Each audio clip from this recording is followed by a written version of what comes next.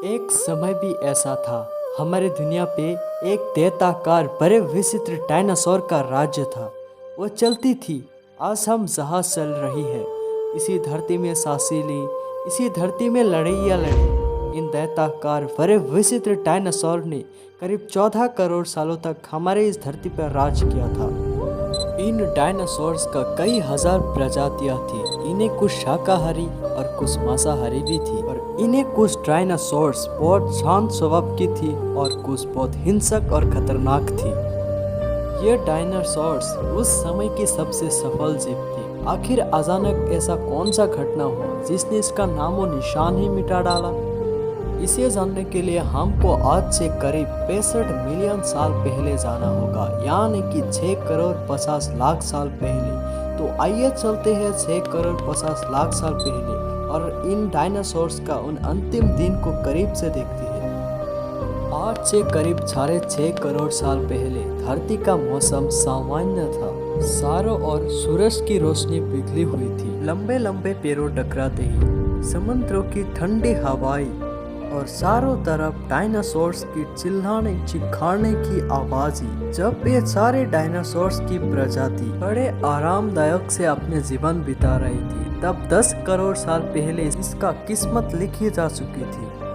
आज से लगभग 10 करोड़ साल पहले एक छोटा एस्टेरॉयड की टुकड़ा जो सुदूर अंतरिक्ष से आ रहा था, वो धरती से लगभग 20 करोड़ मील दूर मंगल और बृहस्पति के बीच बने शुद्ध ग्रह बेल्ट बने एक बड़े एस्टेरॉयड से जा टकराती। इस टकराव से लगभग बड़े एस्टेरॉयड की दिशा बदल जाती है। वह शुद्ध ग्रह बेल्ट से निकलकर सीधे पृथ्वी की ओर 22,000 मील प्रति घंटे की रफ्तार से बढ़ने लगती है। जब ये एस्टेरॉयड पृथ्वी से लगभग 3,84,000 किलोमीटर दूर से गुजर जाता, शायद ये डायनासोर का अंत ना होता। यदि ये एस्टेरॉयड पृथ्वी की उपग्रह सान से जा टकराता तो डायनासोर्स की अंत ना होता।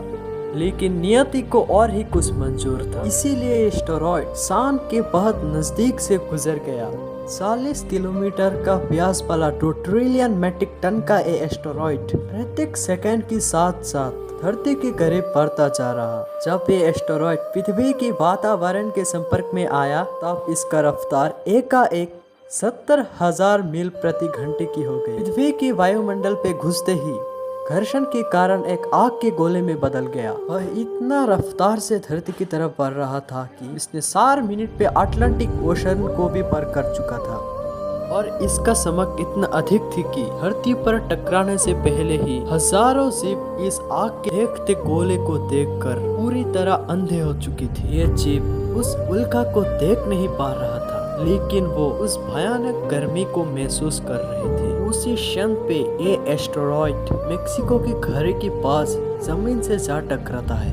इस टकराव से 35,000 ऊर्जा वाला एक भयानक विस्फोट होता है। इस टकराव का विस्फोट लगभग 10 हाइड्रोजन पंप के बराबर थी। ये विस्फोट इतना शक्तिशाली था कि जमीन से टकराते ही धरती के लाखों टन धातु अंतरिक्ष पे चला गई। टकराव वाले जगह पर 180 मीटर चौड़ा और 20 किलोमीटर गहरा गड्ढा बन गया। विस्फोट के कारण धरती का सारा मेटल और पत्थर आसमान में धूल के बादलों में बदल गया। 16 मिनट 40 सेकंड बाद जमीनी टकराव से वजह से धरती के अंदर चारों ओर 11.1 तीव्रता के भूकंप की तरंगे उठने लगी। इस वजह से समुद्रों का एक विशाल का लहरों का निर्माण हुआ। एक के बाद एक चारों तरफ सुनामी का लहरों का निर्माण होने लगे। भूकंप की तरंगों ने सभी ज्वालामुखियों को देखा दिया, जिसके कारण जगह जगह डायनासोर का विनाश शुरू हो गया। धरती का महाविनाश का प्रक्रिया आरंभ हो चुकी थी। इस भयानक विस्फोट से रेडिएशन की मात्रा इतना बढ़ चुकी थी कि इसके 800 किलोमीटर दायरे में आने वाले सभी जीव जलकर पूरी तरह से आग के ढेर में बदल चुका था। इस महाविनाश से उड़ने वाला जीव इस जमीनी खतरों से तो बच निकली, लेकिन ये तो महाप्रलय की एक शुरुआत मात्रा थी।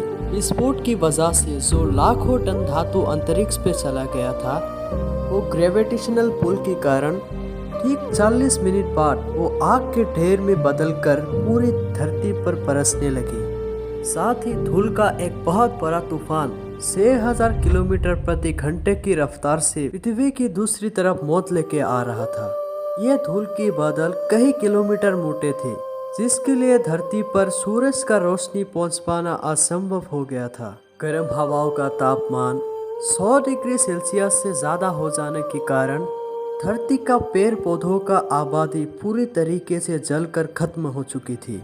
विस्फोट के 90 मिनट बाद धरती का तापमान लगभग 200 डिग्री सेल्सियस तक बढ़ गया, जिसकी वजह से वो डायनासोर विस्फोट के इलाकों से कहीं दूर थे, लेकिन वो भी इस गर्मी से बच नहीं पाया। इस महाप्रलय से धरती की कुल 90% जीव पूरी तरीके से खत्म हो चुकी थी और जो 10% जीव थी वही बच गया, जिसका वजन 30 किलोग्राम से कम थी। वो जीव थी मैमल्स। आखिर मैमल्स इस महाप्रलय से कैसे बच निकला, इसे जानने के लिए हमको एक दूसरी वीडियो का मदद लेना पड़ेगा। अगर हमारे इस वीडियो देखकर आपको अच्छे लगा तो हमारे चैनल को सब्सक्राइब करके बेल आइकन को प्रेस करके हमको सपोर्ट करें। धन्यवाद।